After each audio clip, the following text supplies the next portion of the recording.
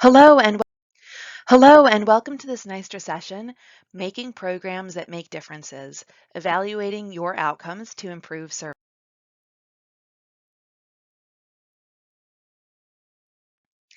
So hello, my name is Jackie Dyke and I am currently an assistant professor at SUNY Cortland. But before I moved into this role, my job was actually to design programs. And I was really lucky to get to work for an agency that gave me a lot of creative freedom when it came to creating programs. Um, Part of designing programs is figuring out the big why. What's the purpose of the program? What are the program goals? And how do we know we've achieved those program goals? How do we know that the program has the outcomes that we hope it has? That's what we're going to talk about today in this session. So I'm here as part of Nystra because I really like giving presentations. I think it's super fun, but I love tracking program outcomes. If you have any questions after the session, I want to let you know, please feel free to email me. You can reach me at jacqueline.dyke@cortland.edu, and I'm going to give my email address again at the end of this presentation. So this is the learning objectives for this session. So first, I hope that by the end of the session, you're going to be able to identify a minimum of 2 different ways to capture data for program metrics. We're going to review that during the presentation.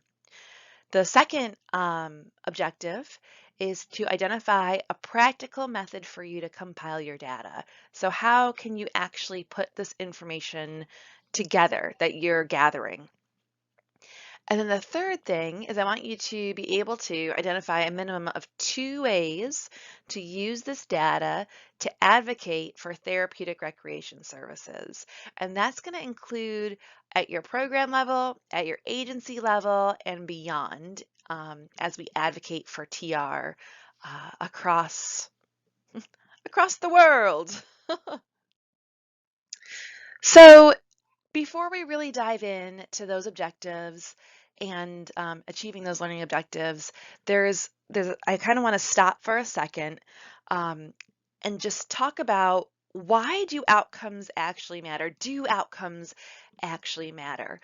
And in my world, the really fun thing about program metrics and outcomes um, is that when we look at them, they they give us a lot of information, and they tell us if we should stay the course and keep doing the same things that we've been doing, or if we need to implement change. And that change could be dramatic, that change could be small, it could be little tweaks to um, to our programming, it could be implementing whole new things. But they tell us if what we're doing is working. Our outcomes also tell us about what our participants want and what our participants need. Um, we are all complete people, and our participants are complete people, and they have wants and they have needs, and our outcomes show us if we are meeting and lining up with those wants and those needs. Are we helping folks um, to meet their dreams, to fulfill their dreams? Are we helping folks to overcome obstacles? Um, they really let us know what we're doing and how well we are doing it. And then last, outcomes give us a foundation for advocacy. A lot of times I think that when we are practicing TR, to an extent, we really think of it as an art, and really it is an art. Um, but sometimes I think that we forget that we can still quantify outcomes even in such a creative thing that we do. And having outcomes that demonstrate that we are creating change and demonstrate that we are helping our participants, helping meet our participants' wants and needs, that gives us a foundation to be able to advocate for our patients, for our profession, um, to our employers, to the government, to insurance companies. They give us that foundational bit of information to stand on. So Before we ever can start collecting data, analyzing data, coming up with trends, before we get to do any of the fun things with numbers, um, we have to select what it is that we want to know. So what do we want to know? Um, well, the first question to ask yourself is, what is the purpose of the agency that you work for?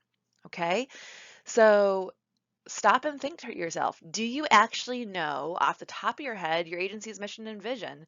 And if you don't, throw me on pause for a second and do a quick search and find out, what is it? What is the purpose of your agency? And then from there, what is the purpose of your therapeutic recreation department? Hopefully, and the way it quote unquote should be, is that your therapeutic recreation department's purpose or mission statement would nest inside of that purpose and mission statement of your agency. It's going to reflect why your agency exists. It's not going to be independent from why your entire agency exists. Um, in terms of your therapeutic recreation department, maybe it's just you. Maybe you are a department of one. That is not at all uncommon, and that's totally fine in terms of program metrics. But have you taken the time to write down the mission and the vision of the program itself? Having a mission and vision for your therapeutic recreation department and for your agency, that information is the basis for everything that you decide to measure. It's the lens that you're going to be using to view your program. So this is the very first step. It's the big question. Why are we here? All right. The next thing we have to think about before we start tracking program metrics, before we figure out what we're measuring, we have to talk for a minute about what program measures, what program metrics actually are. So agencies of all sizes, little agencies, huge agencies, every single agency there is, not even just healthcare, anyone who is doing well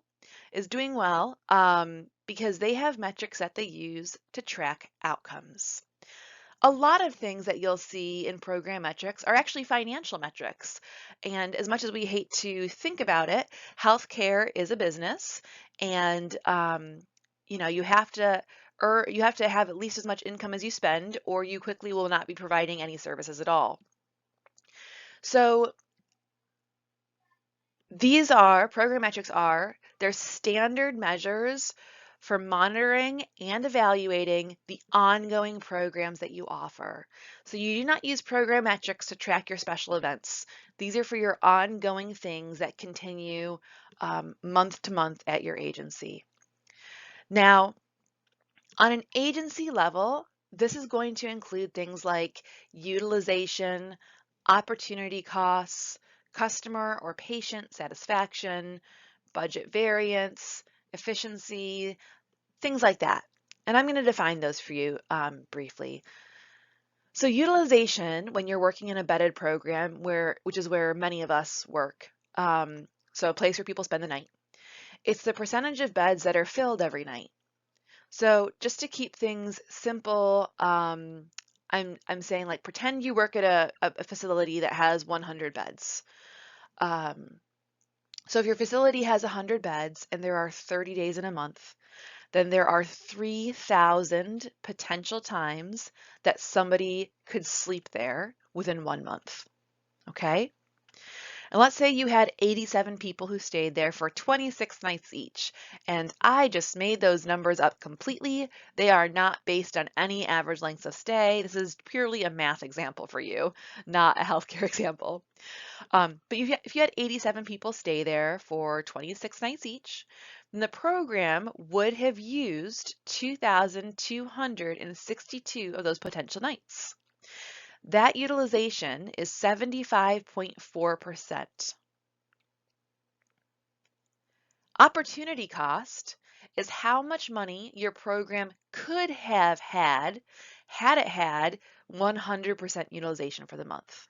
So your opportunity cost, that in that last example I just gave you, the agency had a utilization of 75.4%. Your opportunity cost is how much more funds your agency would have pulled in if you had used the other 24.6% of beds available. Now, 100% utilization over the course of a month is not, it does not generally happen. Perfection is not an obtainable goal. So generally, an agency will set a standard that they want to see for utilization, and oftentimes that's 90%. So even though if you set a utilization goal that's less than 100%, your opportunity cost is still how much money you would have had in income had you reached that 100% utilization goal for the month. Next, we've got customer or patient satisfaction. So that is not generally one question that you're tracking. It's generally several questions. It's generally a questionnaire. If you have had a hospital stay, if your loved one has had a hospital stay recently, you know that afterwards you frequently get home a mailed questionnaire about your satisfaction. And it's oftentimes several pages long. But that questionnaire goes towards customer and patient satisfaction. And it gives a full description of what the patient or your loved one actually experienced while they were in your agency's care. Um, and why does that matter? Well, people tell people where to go. If I have a loved one who's going to need care for something, I'm going to ask what other people's experiences were. And if people did not have great experiences, they're probably not going to recommend folks seek out the same facility as they or their loved one went to. We also have budget variance. So every agency creates an annual budget. And it's usually broken down just by 12 into a monthly budget, and you track it over your finance department will track it over the course of a year. Your variance is what your projected budget was versus what actually happened. Okay, so it's what you thought you'd spend versus what you actually spent, and what you thought you'd bring in for income versus what you actually brought in for income. And sometimes things can break really well, and you're like, wow, I pulled in way more funds than I thought I would this month. Um, or they can go not so well. Like if your agency has a very low utilization, there's less reimbursement for insurance and there's less money to spend out. One thing about budget variance that affects all of us who offer TR services is that there is somewhere in your agency funds set aside for your program to exist, funds set aside to staff your program. And if these are things that you have any say over or any control over, you want to make sure that you have a way of following what's happening. Oftentimes, when it comes to TR and other services, if you don't spend the money that you're allocated, you will not have it in the next budget year. So you always want to make sure that you are on track throughout the year to spend down the funds that are allocated to you. You never want to leave it out right for the end. Your finance department will see that you did that. So make sure you're consistently spending money on your program supplies, materials. Make sure that you are using the funds that you have to staff your program, and consistently use that throughout the year. That demonstrates that you're able to handle the things that you've been given, but it also just really shows that those services are needed. It's a solid marker that the funds allocated towards the service were needed. All right. I want to say really quick too that I am recording this in my home, and my dog's arch nemesis is the mailman or the UPS truck or the FedEx driver or the cat that lives next door. So if that does pick up at all in this recording, I do apologize. So moving from those large program metrics, let's think about what are the kinds of things that we could use in a TR program. What would we actually want to track in our ongoing programs? Well, every program is unique and is going to have unique expected outcomes, but we will have some commonalities across all TR programs. So these are four that I pulled that I think would be appropriate for any therapeutic recreation program to dive in as a starting point for tracking program metrics. The first one is satisfaction. We have all heard this said a million times that we are the quality of life profession. So if we are truly the quality of life profession, then we want to see that people have some satisfaction with our programs. And we want to be able to tell through customer satisfaction, through patient satisfaction, that we are building and improving quality of life. That makes sense, right? So we really want to track satisfaction with services, and we don't want that to be only one question that we ask. We really want to dig in and ask several questions about satisfaction. The next thing is how much does it cost to offer your programs per participant?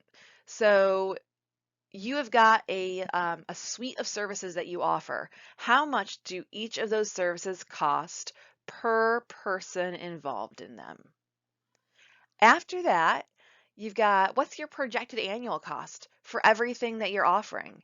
And then you should also know, if you could offer anything, what would its projected annual cost be? So your nice grounded actual projected annual cost, and then if you could fight for more funding, what would you offer with those funds and what would they cost? We should know those things. And then back to that projected annual cost, how much did you vary from that annual projected cost? Did you spend less than you thought you would? Did you have to ask for more funds? Did you run out of money with a month or two left in your fiscal year? So our fiscal years often don't run January through December, but let's just pretend they do for illustration's sake. So did you start offering services in January and you got brand new art supplies and you're doing great, and then you realized come September that maybe your supplies were running low and you weren't sure how to do things, and so you had to change your programming because you didn't have adequate supplies? Or did you continue to offer the program without adequate supplies? Did you see a change in satisfaction when you had adequate supplies versus when you started to run out of adequate supplies or had to change your programming? Um, did you actually run out of supplies at some point in November and have to seek supplies from somewhere else, or did you have to completely change programming due to lack of supplies? What is actually happening? So if you are tracking these numbers all along, you can learn that information. You can figure that information out. And that improved planning can yield improved outcomes. And I think we've heard this a lot. Remember, therapeutic recreation is input, the TR process, and then output. So we're going to have outcomes based on that process that we've implemented. So we want to make sure that we're offering that quality across the year. TR program metrics are going to help us do that. We are all at different places on the road to implementing program metrics. So you may be in a place where you're like, yeah, I've been tracking outcomes and patient satisfaction. I have been drilling down to the program level and tracking individual programs to see satisfaction and outcomes there.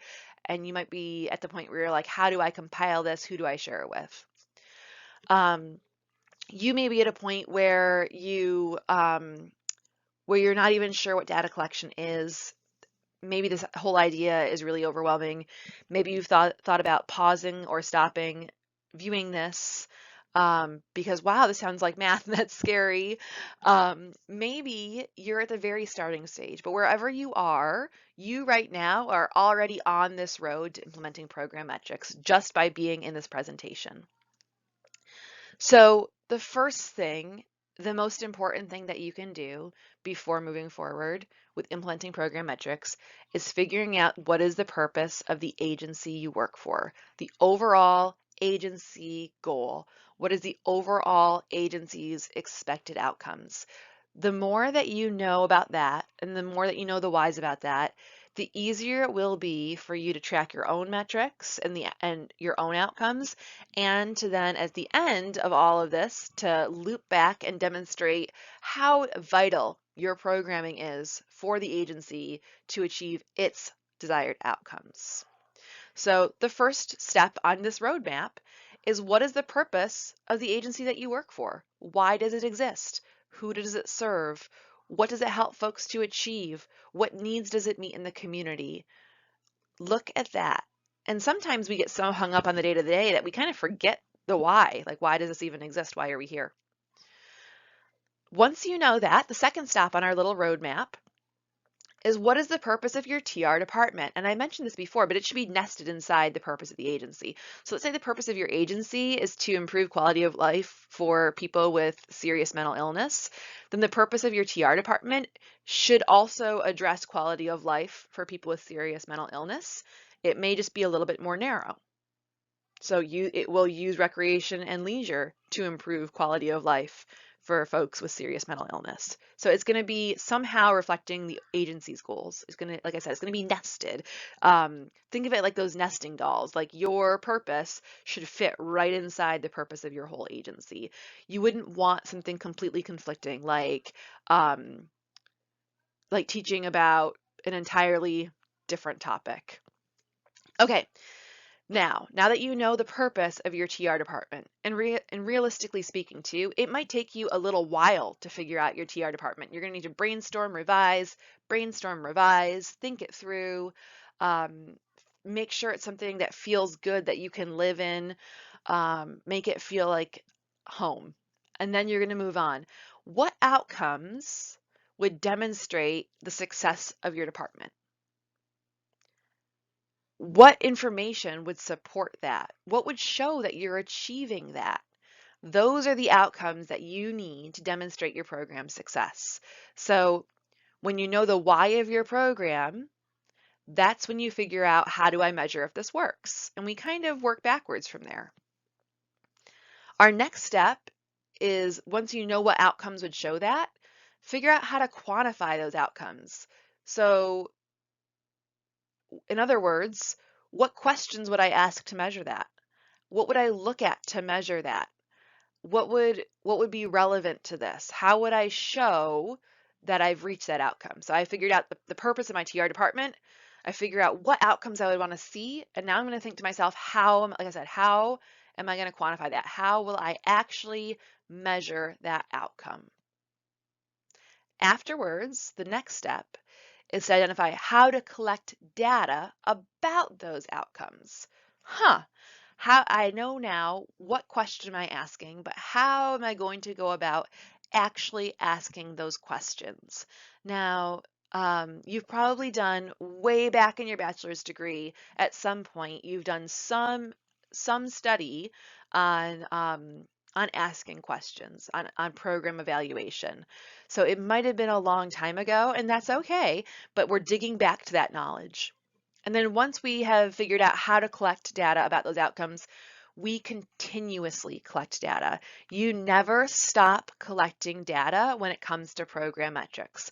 So this is not just a brief program evaluation where you're doing a snapshot in time. This is continuous collection of data that you will compile every single month, and you will compare month-to-month trends and then annual trends as you do this for longer and longer. So this is kind of a never-ending process, but it's how you continuously improve your quality. So if you've gotten to this slide and you start having questions, I would really encourage you right now to pull out a sheet of paper, pull out a pen or a pencil, and start jotting some ideas down. I think that would be super helpful for you right now. And this is going to actually stay the screen. And I'm going to give you guys about 30-40 seconds to really think about what is the purpose of your TR department. So 30 seconds from now.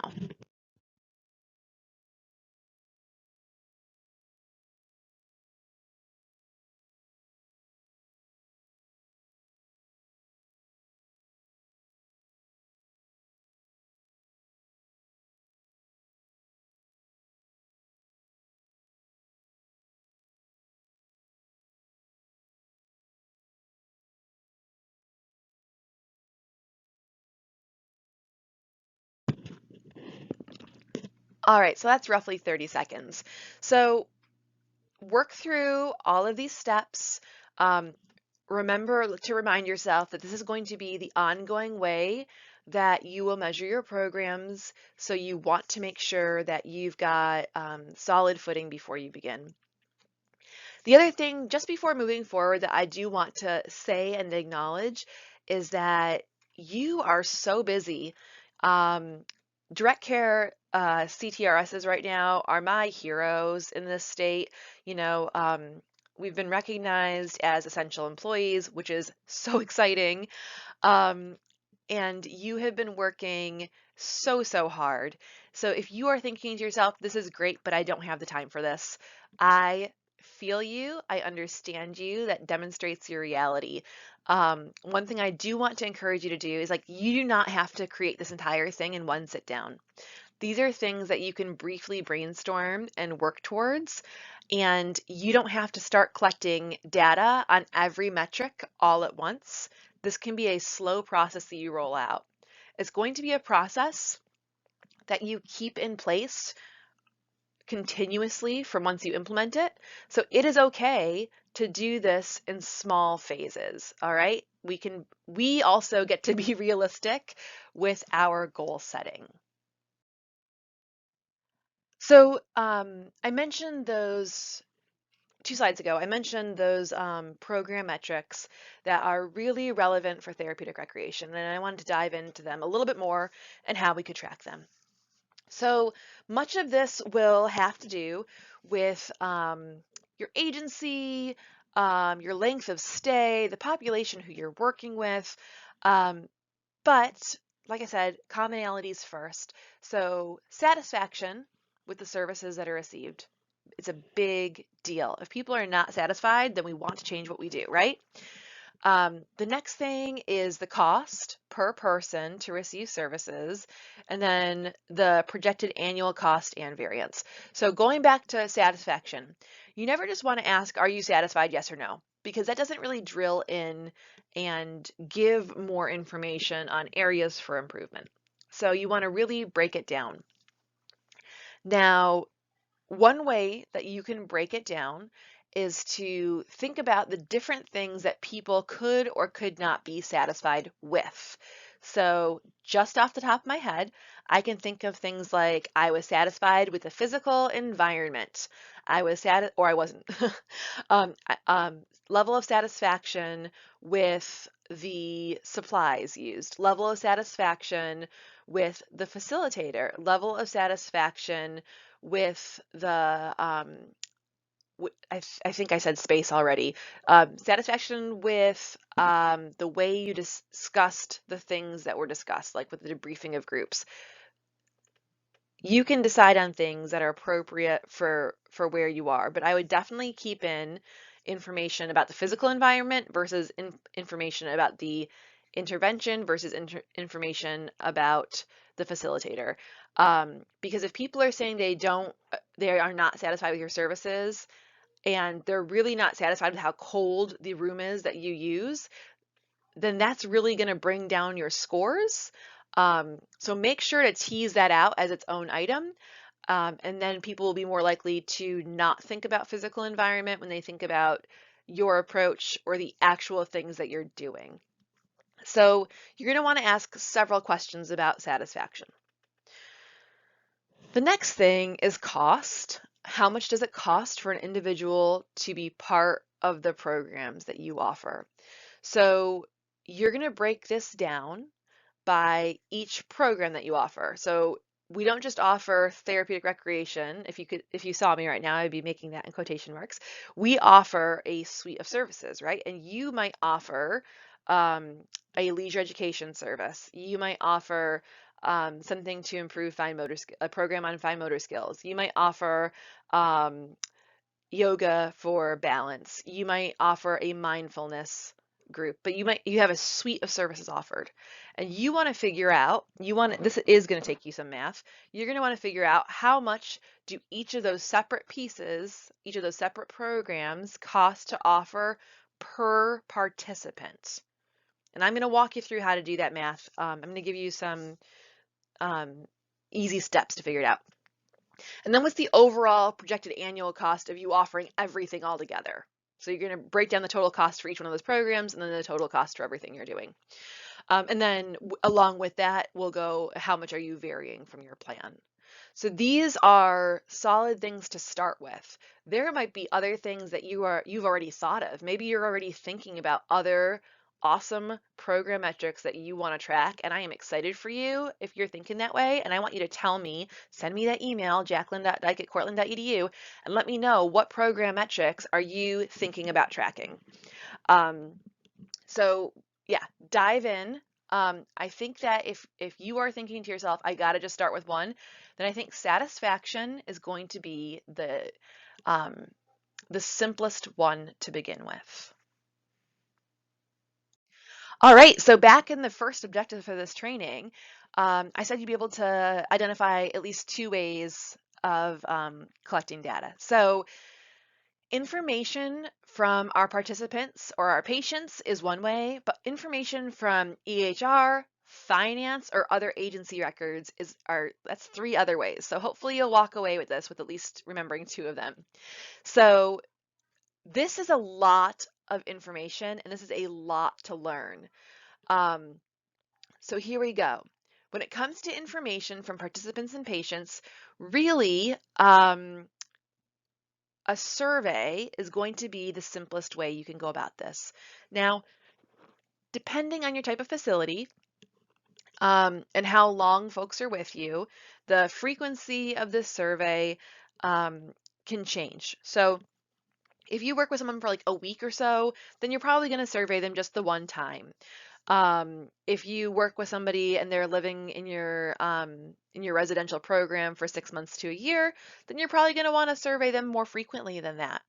Okay, so the first thing when it comes to survey, here are 5 different ways that you can rate satisfaction. So the first thing is actual patient satisfaction, and you'll see I have scaled there, and that means that you should be providing a scaled score. So like a Likert scale, like the one strongly disagree, two disagree, neutral, agree, strongly agree. Or you could do a scale of 1 to 10, but whatever it is that you choose to do with that scale, a scaled score of satisfaction.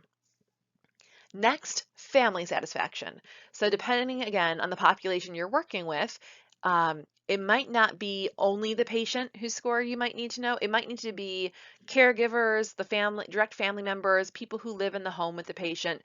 How does that family as a whole feel about the care that's provided? So what's going on at the whole family level? The next thing is the patient perception of care. So I feel like this is again scaled. I received high quality care in the TR department. So it's not just that they're satisfied, but they perceive high quality of care. Um, I might be satisfied because I love the facilitator. I might have had so much fun in TR groups. I might have gotten super involved. I might have built a little community around myself. I could have loved the experience. But if you ask me if I received high quality care, I might say no still. I might say, well, no, I didn't really get anything out of it. I loved being there. I loved the facilitator, but I can't say that anything's changed in my life. So that's a really important question that's worded differently that will show you what's going on. And that could be something as simple as folks don't know why they're receiving your services.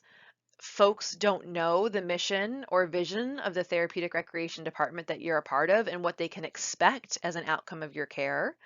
And maybe it's something as simple as we need to strengthen our debriefing skills so that every session folks walk away realizing why they were in that room, just to even begin with. Okay. The next question would be the patient rating of value of service. And so that means the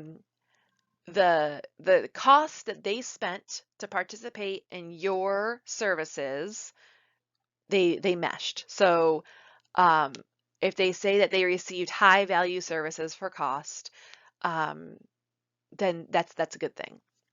So you might think to yourself, oh, well, nobody here pays out of pocket. You're still asking that question because people still are either having their commercial insurance pay, and then they have out-of-pocket co-pays or co-insurance, or they might have, Medicaid and Medicare, and they might pay nothing, but they might still be very aware that their insurance is paying for something. So still ask that question regardless of that. And then last though, and this is something that we often overlook, but is super relevant, is what is their reported incidence of symptoms when so if if you're working with somebody monthly, um, ask, what's their incidence of symptoms? And this could be like, um, just ask them on a scaled score again, um, how often they're experiencing symptoms, and then track that. And you might see that folks who are rating your services highly might also be reporting fewer symptoms of what they have going on. And that's an exciting outcome to be able to point towards. Now, beyond getting information from participants or patients, you can also just get information from EHR, finance, and other records. So you can find out from individuals' EHR whether or not the individual obtains their individual goals and objectives, or what percentage of individual goals and objectives have been achieved. So you could potentially find out the folks who felt that they received high value services, high quality services, were they more likely to obtain their goals and objectives than folks who did not rate it highly? That would be a really interesting thing to look at. You can look at in EHR or other records, frequency of participation in interventions. So did the folks who participated in interventions rate higher satisfaction, and did they also have better outcomes overall from the whole program? You can also see quality of participation in interventions. So you might think somebody doesn't really participate in your TR programming, but when you look at their level of participation in other programming, you might be surprised and learn that they're actually participating way more in your programs than in anything else. And that would be very helpful information. You can also see from financial records the cost per patient per intervention of what you're doing. Now, let me just zoom out for a second. That is so much information. This information that I just went over on this one slide, that is so much to learn. And I would not expect you to suddenly implement a program metrics to establish program metrics to suddenly track all of these things. That would not be a realistic expectation, so please do not think that that's what I'm asking you to do. I would be asking you to pick one and slowly over time build. The other thing is, once you do get to this level of information, this is so much information, and you could learn so much. One thing that can always be hard to learn when you look at answers to these questions is why. Why are things happening the way they are? Why do why do your patients feel satisfied or not satisfied? What is causing the quality of participation in interventions? That's something you don't know the answer to when you just start this off. Your answers of why things are happening the way they are, that's something that will emerge with time. So like I said before, this is not a snapshot program evaluation. This is a continuous program evaluation. And the answer to that question of why will emerge with time. All right, a quick, I guess I'll call it a word of caution, but a few things to consider as you start tracking program metrics. The first thing is, where are you saving your data? Like, where are you actually saving it? Are you using it Microsoft Excel? Are you using the Google equivalent? But where are you saving it? What are you doing with it? Is it on a flash drive? Is it on the hard drive of the computer that you're working with? Where is it? The second thing to think about is any protected health information. So you do not want to violate HIPAA. That is bad. You do not want to violate CFR 42 Part 2. That is bad. You want to make sure that there is no patient identifying information on anything you're pulling for the purposes of program metrics. So you have to, if you pull anything that has protected health information, you have to de-identify that. So you have to remove anything that would show who it actually was about. and you really need to make sure that you're backing up your data. This one time, I had a flash drive that had a lot of really important files on it. And I thought to myself, you know what? I have not really backed this flash drive up. So I'm going to back this flash drive onto a second flash drive. And that's what I did. So I put my computer at the time, this is at work. It was work information being on a work computer. And I popped the flash drive, the first flash drive that had all the information right into the computer, and the second flash drive right below it. And the way this computer was, it was a tower PC, and these two USB ports were right on the front of the tower. And there's a significant amount of information there. And so I walked away from my computer, and when I walked away, while things were just, copying over, um, somebody from the IT department came and said, "Hey, I'm here to install your new monitor." And I said, "Oh, that's wonderful. I'll be in there in just a moment." And they said, "Can I get started?" And I said, "Sure." And they walked into my office, and I walked in maybe a minute later, and I realized that my PC tower was face down on the ground. And I said, "Oh, did you take those flash drives out?" And the IT person said, "What flash drives?" And he flipped the computer back up, and both of my flash drives had literally snapped in half. And so I lost all of that data. So please make sure that you back your data up. I think that a lot of us think, hey, it's backed up, we're safe, we're good. And then until it happens to us and we lose it, we don't realize how important this is. So back it up. Okay, so let's say now that you have implemented that patient satisfaction survey that you do maybe a week before somebody um, finishes your program, goes home, or goes to a different facility, and you asked all sorts of questions related to patient satisfaction, and it was anonymous, so folks could answer honestly. Let's say you had that done on, a pen and paper, and now you've got a stack of paper. Like, what do you do with that stack of paper? That's what we're talking about now. So now it's time to compile that data. You got this data. What do you do with it? So I am hopeful that my belief is true, that there are two types of people in this world, those who love Excel and those who don't know it yet. But here's how you would compile data in Excel. Excel can be scary, but once you learn it, it is an awesome tool. So this is an entirely fictional data set, just made up for presentations. But let's say I had 15 people who I surveyed in the month of April. Okay, so on the top of every survey, there's going to be a number. So I can always go back and find that survey. And so 1 through 15 is going to be just handwritten at the top of the survey. And here are the answers. So let's say I just start off with a 3-question survey, and I'm titling the questions for tracking in Excel these things. So patient satisfaction. So I might have said like, I was satisfied with the care I received from the therapeutic recreation department, and then gave them the scale of 1 to 5. So we got a variety here. We do got a 1, we got a 2, we got a 3, another 2, we got a couple 5s, we got a smattering of scores, which is what would happen likely in real life. And then we also ask patients in this entirely fake scenario to rate the value of the care they received. I believe the care I received was of high value, and we got a smattering of scores. And then my next question is, did you experience a decline in symptoms over either the course of your stay or the month, depending on where you're working? And the answer is just yes or no. Did your symptoms improve? Okay, so here is raw data.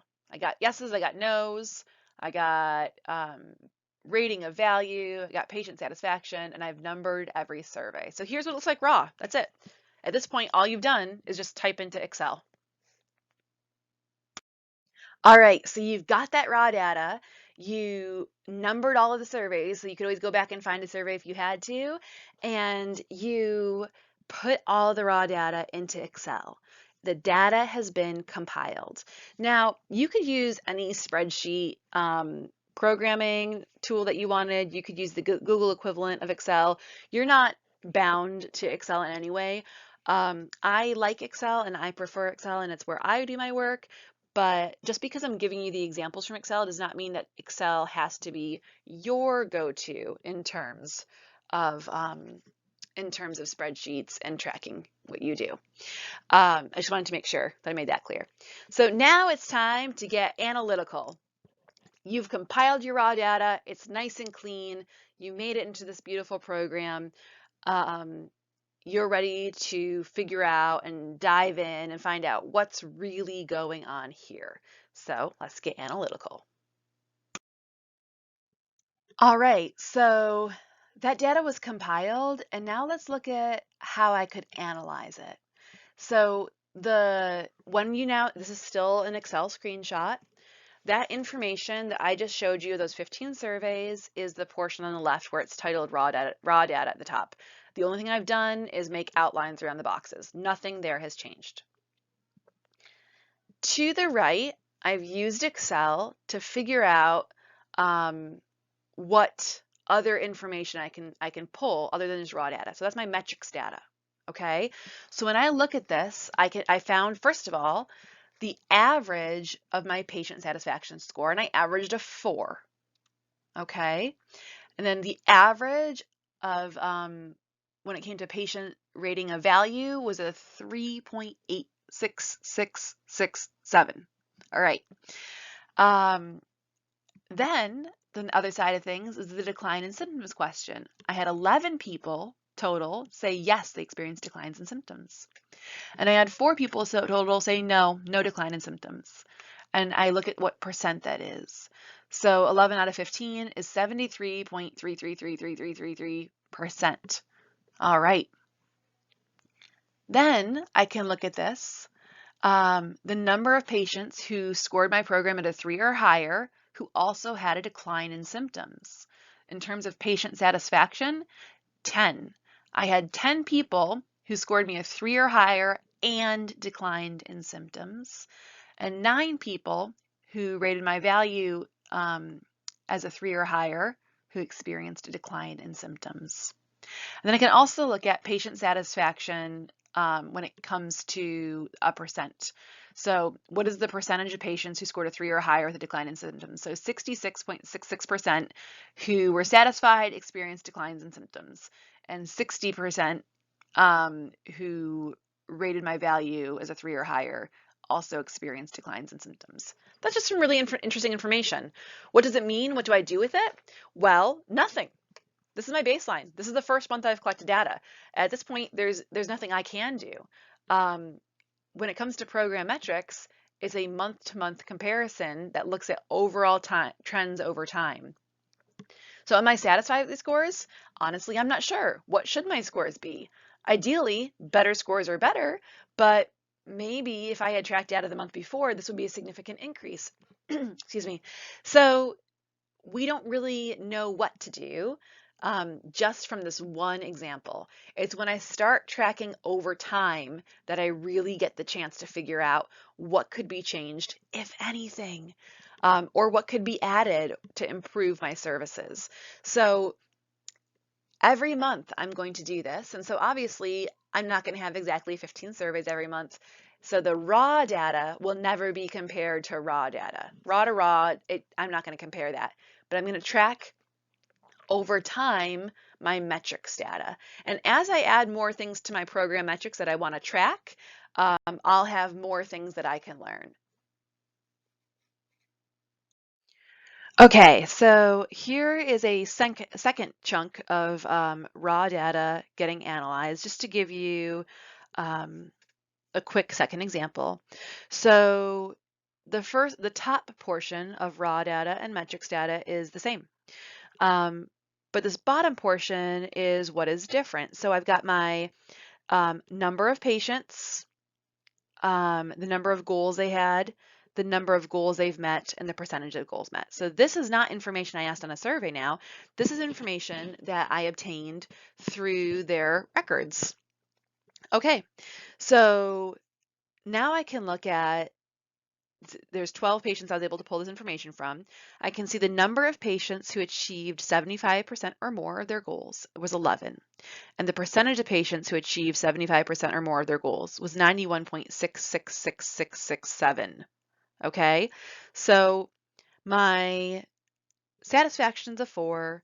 We got decline in symptoms, but when I really drill down and look at, I don't want to say performance. It sounds so analytical. It sounds kind of cold, but when I want to look at what actual outcomes the individual experienced, I know that rounding up, that 92% of my patients who participated in my programs achieved greater than 75% of their overall treatment goals. That's a really great thing to see. If you were to pull a number like that as a working direct care staff, you should be incredibly excited about what you're doing, because meeting goals is how we measure success. So yes, this example is fake, but yes, it's a great example. All right, I also had mentioned how much your programs cost per participant. But before I dive into your cost per participant, your overall program cost is actually not really something that you're going to have to do much calculation to find out. Your overall cost of providing care, you can likely find out from either speaking with your supervisor or speaking to your finance department. And this really depends on where you work and how much direct impact you have on spending. But you should look at how much you spent for the year and where you spent the funds for those supplies. Okay, so total up the supplies you used for an intervention and how much those supplies cost. You might have to do some digging, but this is not anything more than some like basic math with basic math. You might not even need a calculator to do this kind of thing. You can kind of round.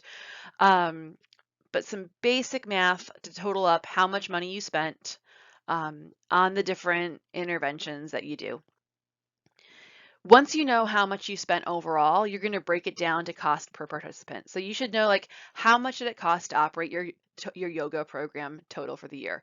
How much did it cost to operate your leisure education program total for the year? How much did it cost to operate I'm trying to remember all of the same programs I mentioned, to operate your fine motor skills improvement group for the year? How much did it cost to operate your community reintegration? I don't think I used that example before, but figure out the total cost how much did it actually cost you as a TR department to offer each one of those interventions total. And then you want to figure out how many attendees you had in each of those. Okay. And each time someone attends counts as one. So you figure out total cost, let's say like drilling on yoga. You figure out the total cost of offering yoga, and then you're going to total number of attendees, not the total number of unique attendees, the total number attended. So if one person goes 25 times, that counts as 25 units of attendance. Okay, so you're going to do the math, figure out how much was that intervention versus the number of attendees, not unique attendees. Do that math. And then for cost per participant, you're going to sum all of the different interventions attended by each person. So maybe somebody did, mindfulness. That was the other example I had given. Maybe they attended mindfulness 10 times, yoga 15 times, leisure education 10 times, and they did 2 community reintegration trips. So you're going to count up, add up all those costs. So you'll need 20 times in, I think I said leisure education, or mindfulness. How much does 20 mindfulness sessions cost? How much does 25 yoga sessions cost? How much did 15 leisure education sessions cost? How many did 2 community reintegration trips cost? Add all that together, and that is your total cost for that individual to receive care. Cost per participant.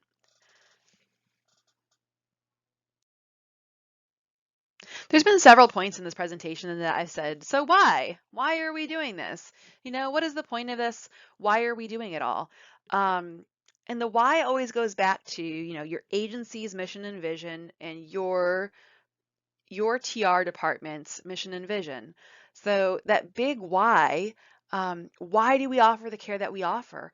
Well, we do it for a reason. We do it to see outcomes and to create change in the lives of the people who we work with.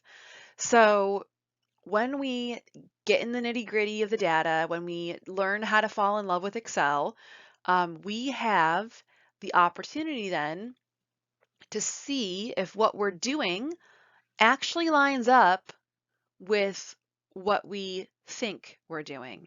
We get the chance to see people are satisfied, they have a high value, and they're meeting their goals, right? But maybe they're satisfied and they have a high value for service and they're not meeting their goals of the program. Something's out of alignment then, and we have the opportunity to stop and look at what we're doing and figure out like what tweak could I make next month, and then I can compare.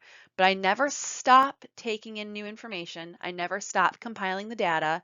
And I track this month to month, quarter to quarter, year to year, and it continuously improves my quality and it continuously informs me as to why I should make the decisions I'm making in terms of my programs, improving my programs, and improving, most importantly, those patient outcomes.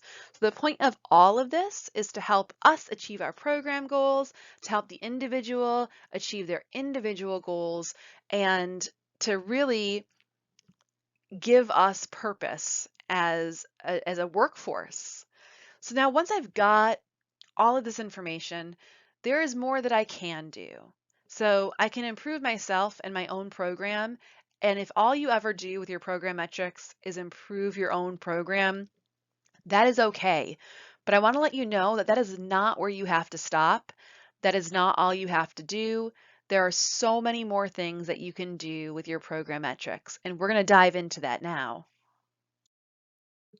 So before I dive into what else you can do with it, here is how you would use your program metrics to improve your services. So this is if you kept your metrics entirely internal.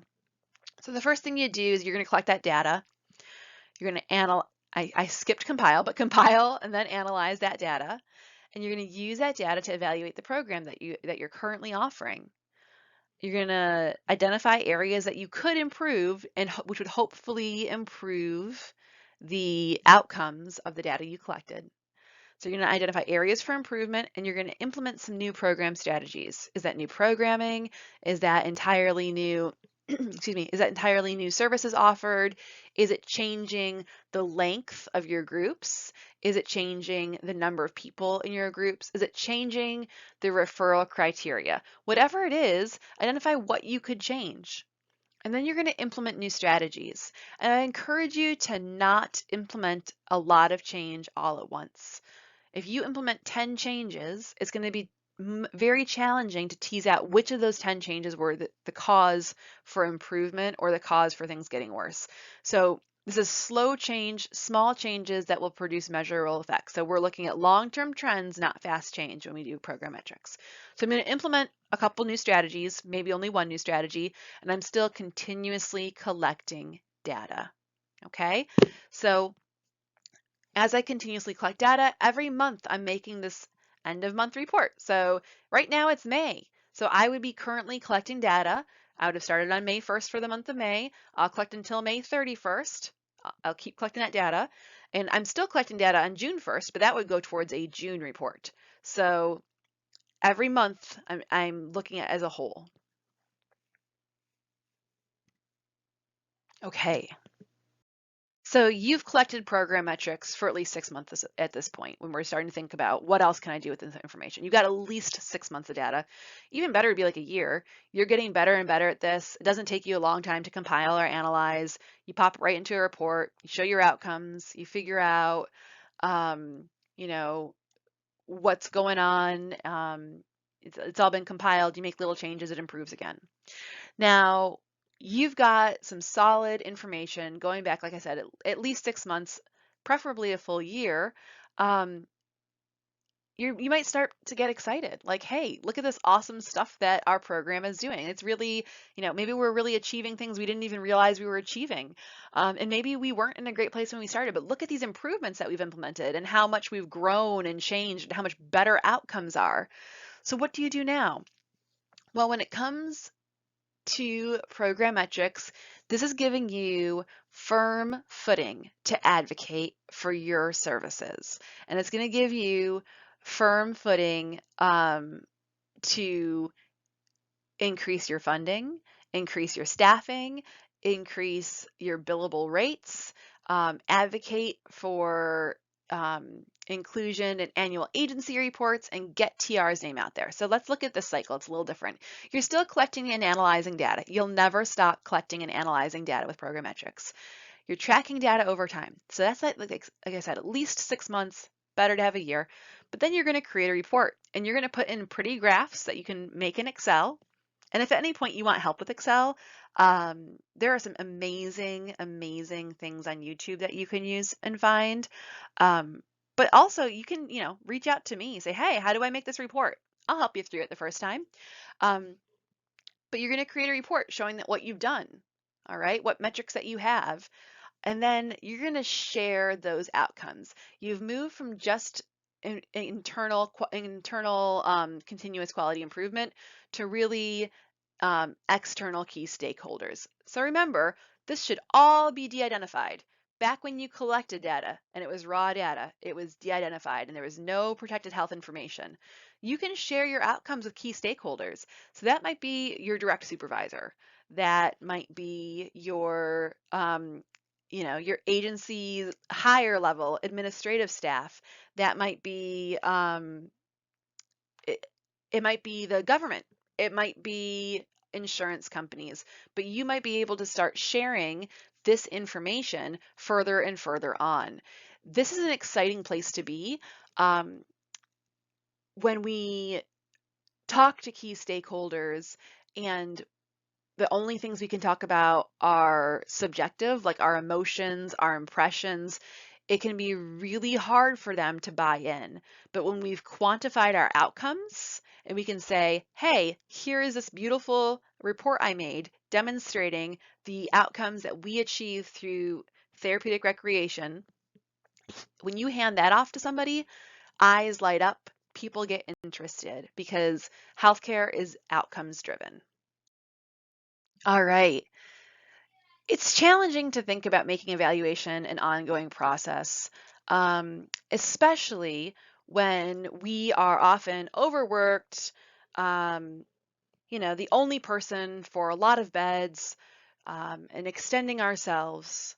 But the one thing I want to remind you all is that evaluation is literally part of the TR process, and that includes program evaluation, not just evaluation of the individual. So how can I make evaluation ongoing? How am I going to fit this in? Jackie, what do you expect from me? All right.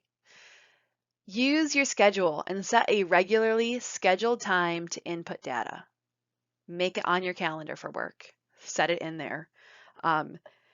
You know how many surveys you'll get in a month after your first couple months, and schedule that time. Maybe every week you enter a few surveys. Maybe you like to save it all for the end and take a little while longer, but whatever it is, set a regularly scheduled time to input that data. You want to start tracking in Excel or an equivalent where the worksheets can be duplicated. You really don't want to do this in Word with a table because Word will not do math for you. And over time, that will become a beast. So you really want to use an Excel or spreadsheet equivalent program.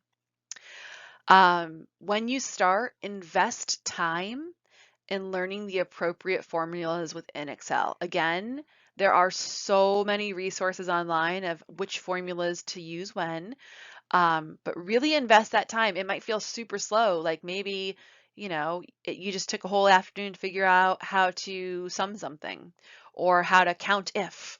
But learning the correct formulas over time will make this so much easier for you.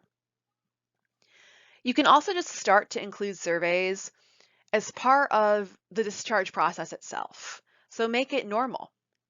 make it part of your regular discharge process. Maybe what strategy works for you is that when people get near discharge, that discharge time is coming up, maybe a week before they're supposed to be done, you hand out surveys. Maybe it's you go see them the day before discharge. Maybe it's their last scheduled group with you. You ask them to fill out their survey. But whatever it is, make it part of the process of discharge. So that way you're not um, thinking of a new way of doing this every time. It becomes part of your system. And then let this program evaluation guide you in your evaluation selection. So maybe you're seeing a lot of, high scores in patient satisfaction. So as you add in new metrics, should you keep tracking patient satisfaction, or excuse me, yes, you should keep tracking patient satisfaction. Should you keep adding more patient satisfaction measures? Well, no, you might have really gotten enough information there. Maybe it's time to really start looking at other measures. Maybe it's time to start looking at quality of care. Maybe it's time to start looking at value. So if you're seeing high satisfaction consistently, like let's add in some other things to get some more descriptors for what's happening with the program. Um, and maybe it's time to start tracking how much money you cost, and maybe it's time to start tracking what a great investment your program is. So keep adding little by little, but remember that once you start tracking a metric, you're making a commitment to that metric. So see how comfortable you get with Excel, see how much you can share the work of evaluation, and add to it bit by bit. All right, so these were the objectives of the session. So the first was that you would be able to identify a minimum of 2 ways to capture data from your program metrics. The second objective was to be able to identify a practical method to compile your data. And the last was to be able to identify a minimum of 2 ways to use data to advocate for TR services. I really hope that this has been a good opportunity for you to learn about program metrics and how you can use them as a continuous program evaluation to improve your services and your program offerings. I hope that the information has been useful, and I hope that you know that it's something that you have the power to do and that you can achieve. It has been a pleasure to make this PowerPoint, and like I said, I hope it has been useful to you. Thank you so much for viewing the session and learning about how to make programs that make differences. If you have any questions about the session, please know that you can email me. Here's my email again. It's jacqueline.dyke@cortland.edu if you ever have any questions. I hope you've really enjoyed this year's NYSTER conference, and I hope to see you all live next year.